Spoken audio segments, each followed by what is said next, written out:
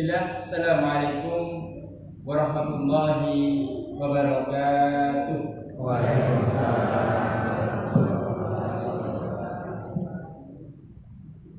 Alhamdulillah, Alhamdulillahi nahmaduhu wa nasta'inuhu wa nastaghfiruh wa na'udzu billahi min shururi anfusina wa min sayyiati a'malina. May yahdihillahu fala mudilla lahu wa may yudlilhu fala hadiya lahu. Asyhadu an la ilaha illallah wa asyhadu anna Muhammadan abduhu wa rasuluh. Qala Allah Ta'ala fi kitabil aziz, a'udzu billahi minasyaitonir rajim. Bismillahirrahmanirrahim. Ya ayyuhalladzina amanu taqullaha haqqa tuqatih wa la tamutunna illa wa antum muslimun. Wa qala Rasulullah sallallahu alaihi wasallam, ittaqillaha haitsu ma kunta wa adbi sayyi'atan hasanatan tamhuha wa khaliqin nas bi khuluqin hasanin amma ba'd. Hadirin jamaah Masjid Taklim yang mudah dirahmati Allah Subhanahu wa taala. Pertama-tama mari kita bersyukur kepada Allah Subhanahu wa taala yang mana pada sore hari ini Allah Subhanahu wa taala masih mencurahkan nikmatnya kepada kita dengan ribuan macam nikmat. Nikmat sehat jasmaninya, sehat rohaninya, nikmat yang mana kita masih dipertemukan dalam keadaan beribadah kepada Allah Subhanahu wa taala. Apa bentuk ibadahnya? Yaitu bermajelis ilmu. Dan juga alhamdulillah kita juga masih dipertemukan dengan 10 Muharram. Mudah-mudahan kita semua dalam keadaan saum, dan mudah-mudahan dengan wasilah saum itu dosa kita diampuni oleh Allah Subhanahu wa taala setahun yang lalu. Amin. Bapak Ibu yang berbahagia, kemudian salawat dan salam semoga tetap terlimpah curah kepada Nabi Muhammad sallallahu alaihi wasallam, para keluarganya, sahabat, tabi'in, tabi'ut tabi'in, wa man tabi'ahum bi ihsan ila yaumiddin. Mudah-mudahan kita termasuk menjadi bagian dari umat yang nantinya bisa mendapatkan syafaatnya di yaumil qiyamah. Bapak Ibu yang berbahagia, sebelum saya mengawali kajian di sore hari ini, saya ingin menanyakan kabar jenengan. Bagaimana kabarnya Bapak Ibu? Alhamdulillah sehat ya Bapak Ibu. Yang terpenting adalah sehat rohaninya, ya. Dan ditambah lagi dengan sehat jasmani. Sudah lama saya tidak masuk sini, Pak, ya. Alhamdulillah, tentunya dengan izin Allah kita bisa bertemu kembali.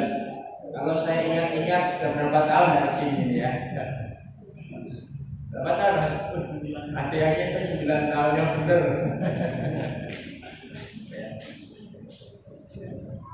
Bapak Ibu berbahagia, pada sore hari ini sekali lagi saya bersyukur kepada Allah Subhanahu wa taala karena bisa bersilaturahim, ya, di hadapan panjenengan semua. Dan tentunya silaturahim pada sore hari ini adalah silaturahim yang kita bangun karena Allah Subhanahu wa taala.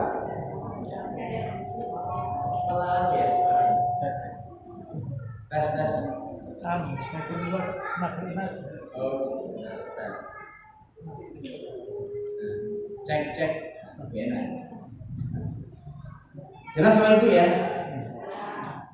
Jadi alhamdulillah silaturahim kita tidak ada unsur lain, ya, tidak ada niatan lain, murni kita bangun karena Allah Subhanahu wa taala. Mudah-mudahan jalinan silaturahim ini tidak hanya di dunia, tapi juga nanti berlanjut di jalannya Allah Subhanahu wa taala. Karena Rasulullah SAW memberi kabar kepada kita bahwa nanti orang-orang yang membangun hubungan silaturahim itu karena Allah, kelak di yaumil qiyamah akan saling bisa memberikan syafaat. Ya Allah, mana temanku yang dulu sholat bareng? Ya Allah, mana dulu temanku yang ngaji bareng, yang puasa bareng, buka bersama bareng? Ya, maka setelah ada permintaan itu, Allah beritakan kepada malaikat, wahai malaikat, cari mereka di mana. Ya, kemudian diangkat oleh malaikat, ya, dimasukkan ke dalam jannahnya Allah Subhanahu wa Ta'ala. Sampai yang terakhir permintaan Allah kepada malaikat adalah disuruh nyari siapa yang masih ada sebiji sawi, ya, keimanan dalam hatinya. Maka yang masih ada pun diangkat oleh Allah Subhanahu wa Ta'ala, kemudian dimasukkan ke dalam jannah. Ya, jadi semuanya di saat mereka membangun hubungan karena Allah, di saat mereka masih ada keimanan karena Allah, maka pasti dia akan masuk jannah. Dan ini akidah Ahlussunnah wal Jamaah harus kita yakini. Bapak Ibu berbahagia, pada sore hari ini saya akan mencoba menjelaskan tentang materi yang judulnya obat galau. Obat galau. Kenapa? Karena memang saya lihat hari ini masyarakat itu sudah mulai banyak yang galau, banyak yang resah, banyak yang sedih, banyak yang gelisah. Ya. Terlebih kita hidup di akhir zaman. Ya. Karena Rasulullah SAW sendiri menggambarkan bahwa hidup di akhir zaman itu cobaannya berat. Cobaannya berat. Sampai saking beratnya Rasulullah SAW kasih kabar gembira. Apa kabar gembiranya? Mereka yang masih istiqomah terhadap Islam akan diberi pahala seperti 50 pahala para sahabat. Bayangkan, ini kabar gembiranya. Ya, sampai diberi pahala seperti apa pahalanya? Seperti 50 pahala para sahabat. Sampai bertanya Rasulullah, Qamsina minhu. Ya seperti 50 mereka, tidak seperti 50 kalian, kata Rasulullah. Nah, jadi pahala yang Allah berikan kepada umat akhir zaman itu seperti 50 pahala para sahabat. Menunjukkan apa? Saking beratnya ujian yang hidup di akhir zaman. Maka Bapak Ibu yang berbahagia, saking banyaknya ujian, saking beratnya ujian, maka banyak mereka yang galau kalau bahasa orang sekarang. Banyak mereka yang susah, banyak mereka yang sedih, ya. Dan ini kalau tidak dipahamkan obatnya, khawatir nanti salah mencari obat. Ya, salah mencari obat.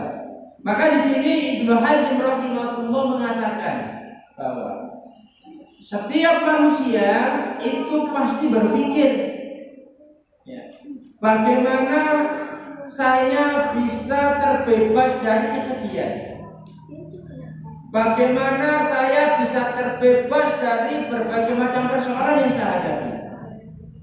Ya. Semua manusia, baik yang kaya, baik yang miskin, baik yang ganteng, yang jelek, yang kuning, yang putih, yang hitam, semuanya. Ya. Karena jenengan jangan berpikir bahwa orang kaya tidak punya masalah, bahkan masalahnya tambah banyak. Ya. Apalagi kalau orientasinya dunia. Aduh, dia koncoku sini ini bisa aku ini, ya kan? Ya, artinya saya itu pernah mendengar perbincangan antar sama pedagang.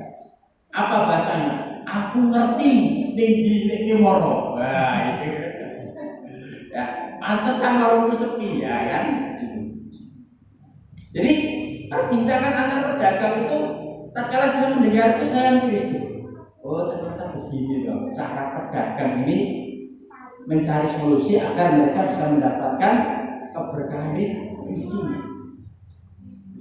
Bukan hanya para pedagang, ya, bahkan para pejabat hari ini itu tatkala kita melihat, ya, juga ternyata banyak persoalan, ya, sampai agar dia bisa tetap langgeng, ya, dalam mempertahankan jabatannya itu bisa menghalalkan darah antar sesama saudara. Ini persoalan. Maka Bapak Ibu yang berbahagia, jadi jangan dikira orang kaya, jangan kira para pejabat tidak punya masalah. Bahkan bisa jadi orang yang sederhana, yang menurut pandangan kita itu miskin, yang menurut pandangan kita itu tidak punya apa-apa, tapi di situ hidup dalam keadaan bahagia. Maka di sini Ibnu Hazm rahimahullah mengatakan, tatkala seseorang itu ingin mendapatkan kebahagiaan, tatkala seseorang itu ingin mendapatkan penyelesaian dari persoalan yang dihadapi, itu mereka berusaha mencari jalan. Ya, semua mencari jalan. Tetapi kata beliau, jalan yang ditempuh itu berbeda-beda. Jalan yang ditempuh itu berbeda-beda. Sehingga tatkala dalam mencari jalan yang berbeda-beda itu tidak menemukan solusi, justru malah menambah masalah. Maka Bapak Ibu yang berbahagia, jalan yang ditempuh untuk mencari solusi itu bukan menyelesaikan masalah, justru malah menambah masalah. Misal contoh, saya buat satu permisalan yang ramai, yang biasa kita saksikan di masyarakat. Ada keluarga baru Bapak Ibu yang berbahagia. Ini contoh saja. Mungkin di sini ada, mungkin ya. Keluarga baru yang kemudian dia gelisah, ya, ingin pindah rumah misalnya. Ini persoalan biasa yang kita jumpai di masyarakat. Dia cuma punya tanah, tapi karena ingin segera pindah, berarti harus segera bangun rumah. Karena dia tidak tahu solusi yang tepat itu kayak apa, akhirnya biar cepat punya rumah, menemui rentenir. Nah, ya, menemui rentenir. Iya, Ipin, aku cepat punya rumah. Ya sudah, gampang. Nanti tak siapkan material plus ongkos tukang. Tapi sekian persen, oke. Ya, sekian persen, oke. Bangun, rumah sudah jadi, ya. Dianggapnya punya solusi, inilah solusi saya. Ternyata berjalan 2-3 bulan, ya, bukan hanya rumah, bahkan rumahnya pun tersita. Ya, Pak ya, nggak bisa bayar. Ya, akhirnya rumah plus rumahnya diambil sama rentenir tadi. Kenapa? Ya tadi nggak bisa bayar bulanan. Ya, karena salah mengambil jalan. Ya, niatnya benar, pengen mandiri, tapi karena jalan yang ditempuh itu belum benar caranya, akhirnya bukan hanya kehilangan rumah, bahkan anak menjadi hilang. Akhirnya banyak orang yang harusnya punya rumah tiba-tiba merantau karena semuanya hilang. Gimana? Kita badan, itu badan beri. Badan yang balik itu beri dong. Bapak Ibu berbahagia, ya. Maka beliau mengatakan, disinilah perlunya kita belajar. Di sini perlu ilmu, sehingga tatkala kita paham persoalan, maka solusi yang harus kita tempuh agar bisa menyelesaikan masalah tadi itu bisa berjalan dengan baik. Sehingga bukan masalah menimbulkan masalah, tapi benar-benar masalah menyelesaikan masalah. Maka dari situ Ibnu Qayyim rahimahullah menjelaskan ada obatnya. Ya. Jadi kalau bapak itu mengalami persoalan, kalau ibu mengalami persoalan apapun, ya, baik persoalan rumah tangga, baik persoalan usaha, ya, baik persoalan bertetangga, semuanya ada jawabannya kata Ibnu Qayyim rahimahullah. Ya. Maka apa jawabannya? Di sini beliau menjelaskan ada 7 obat. Tapi kayaknya karena waktunya sudah menjelang sore, ya, maka kayaknya tidak kita sampaikan semua. Tapi paling tidak nanti ada beberapa poin yang bisa menjadi rujukan kita, sehingga bisa menjadi oleh-oleh kita pada sore hari ini, ya. Maka Bapak Ibu yang berbahagia, apa solusi dari masalah-masalah kesedihan kita? Apa solusi dari masalah persoalan-persoalan yang kita hadapi pada akhir zaman ini, baik masalah keluarga, baik masalah ekonomi, baik masalah agama itu sendiri, ya. Maka yang pertama beliau mengatakan Obat yang pertama itu adalah al-Islam. Obat yang pertama itu adalah al-Islam. Islam, Bapak. Islam itu. Ya. Islam yang bagaimana? Tentunya Islam yang benar-benar sesuai dengan yang diajarkan Allah dan Rasulnya. Ya. Karena hari ini banyak pemahaman Islam yang ditambah dengan isme. Islam yang ditambah dengan isme, sehingga Islam yang difahami itu tidak lagi berorientasi pada Al-Quran dan As-Sunnah, tetapi berorientasi pada pikiran masing-masing. Sehingga ada istilah jangan dibawa-bawa masalah agama dengan masalah dunia. Nah, piye? Ya. Padahal Allah Subhanahu wa taala menjelaskan, ya, di dalam firman-Nya di surat, nanti bisa dibuka, Az-Zumar ayat 22, ya. Surat Az-Zumar ayat 22, Allah Subhanahu wa taala berfirman, Bismillahirrahmanirrahim.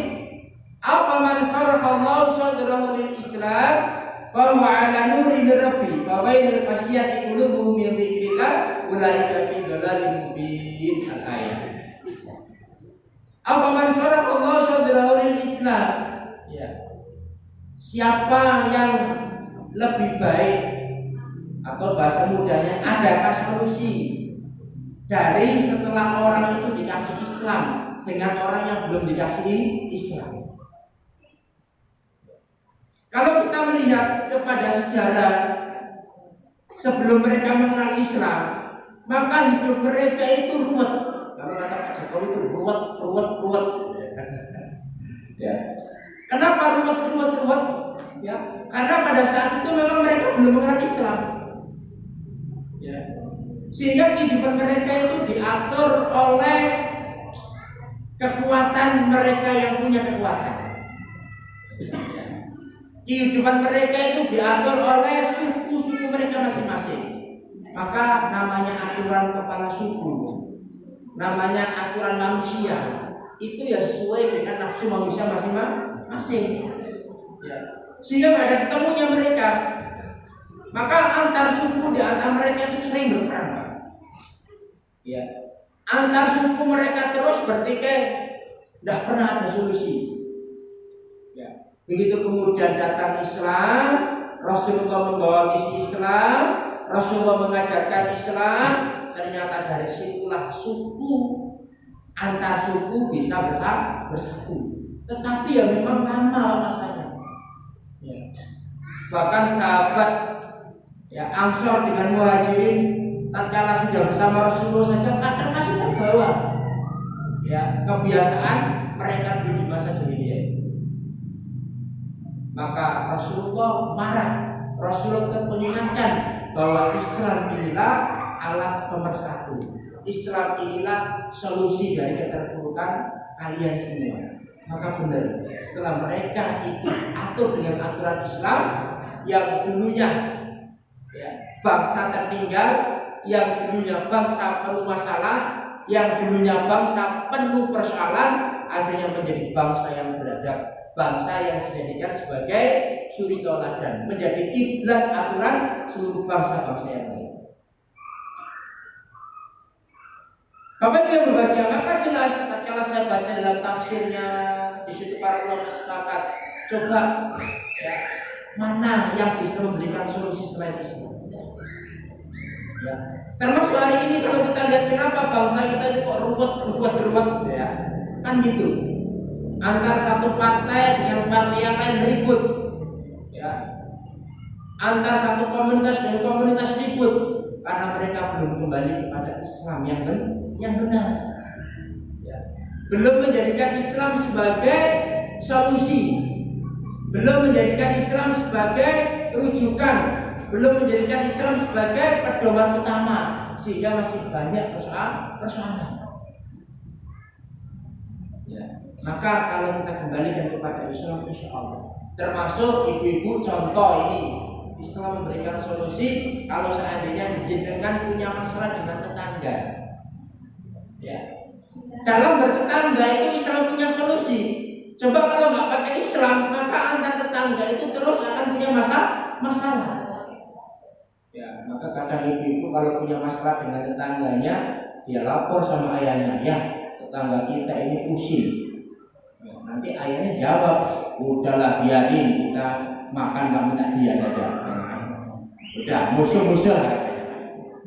Ya kan gitu Pak ya. Nanti ketemu di jalan melengos, sana ketemu ini melengos ya kan. Tapi Islam punya solusi. Tatkala kita punya persoalan dengan tetangga, maka ada solusinya. Pertama, tegakkan salam. Ya, salam terus Pak. Assalamualaikum, assalamualaikum. Dia saudara kita. Ya, dia saudara kita. Nanti sampai pada tahapan kalau dengan punya rezeki, apa kata Rasulullah? Kalau jenengan masak, kirim masakannya ke tetangga, alias kasih hadiah. Ya, perbanyak kuahnya kasih tetangga. Tapi ibu jangan cuma kuahnya doang. Nanti kalau cuma kuahnya doang tambah masalah lagi, ya. Dia dikasih isinya, ya. Apalah isinya? 3 butir, 3 potong, ya. Nanti insya Allah sering dikasih, lama-lama insya Allah. Ya, tahabu dengan hadiah itu akan saling mencintai. Ini resep. Ya. Jadi dalam bertetangga, dalam berumah tangga begitu. Ya, bahkan dalam kasus perceraian, kenapa Islam itu sampai memberikan alternatif? Talak 1, jeda lagi talak 2, jeda lagi talak 3. Harapannya apa? Biar tidak menyesal. Coba kalau tidak Islam, begitu marah sudah cerai 3 kita. Akhirnya begitu masih cinta bingung. Ya. Ada Pak, orang konsultasi ke saya, Ustaz, gimana ini? Bagaimana? Saya itu cerai dengan istri saya. Ya, jadi 3 bulan yang lalu itu saya talak 3 langsung. Tapi seminggu ini, 2 minggu ini kok saya masih cinta ya, kan? Ya, cinta gimana? Dia tidak bisa pulang, ya. Sudah haram karena sudah talak 3. Ya, makanya dalam Islam itu kalau punya masalah ingat kebaikannya, ya, jangan ingat kejelekannya. Jadi Islam mengajarkan kalau memang sudah ingat kebaikan, kemudian kok masih belum bisa puas, talak 1 dulu. Coba bayangkan, jadi kan tidak punya istri, kok muji sendiri, ya, tidur sendiri, bisa ya. Ibunya begitu, oh ternyata nggak enak ya. Silakan lucu lagi ya gitu. Jadi sampai 3 itu harapannya apa? Tadi biar setiap keputusan tidak menimbulkan masalah. Lah kalau kemudian kita nggak pakai Islam begitu langsung cerai, anggapan kita itu adalah solusi. Ternyata begitu selesai talak baru sebulan nambah masalah bingung gelisah lagi kan itu. Saya kangen anak saya kangen istri saya ingin tinggal di rumah yang kemarin baru dibangun bersama kan. Ya hanya ini sih akhirnya kayak gitu ya, hanya angen ya. Terus gimana caranya? Kalau saya pura-pura nikah dengan si fulana, biar istri saya nikah dengan si fulana terus cerai, nggak boleh. Ya, di syariat nggak boleh. Ya, kalau memang nikah sampai nanti memang kalau takdirkan, qadarullah fulana meninggal, si fulan meninggal, boleh ketemu lagi dengan. Tapi ya kalau secepat itu, ya nggak mungkin dah. Ini satu contoh. Ya. Apa itu yang berbagi ya? Jadi semua kalau kita kembali kepada Islam itu ada solusi.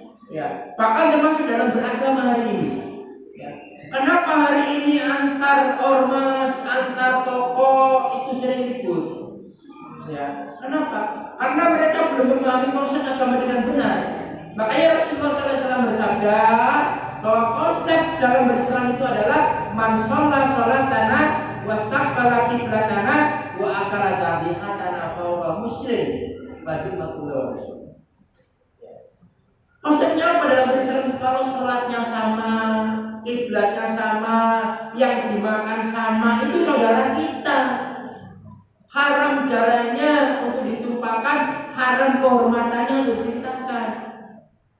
Ya, ini kalau orang paham, sudah ini benar-benar oh dia saudara saya. Jangan kemudian fikihnya beda dikit, udah keluar lo musuh gua. Nah kan?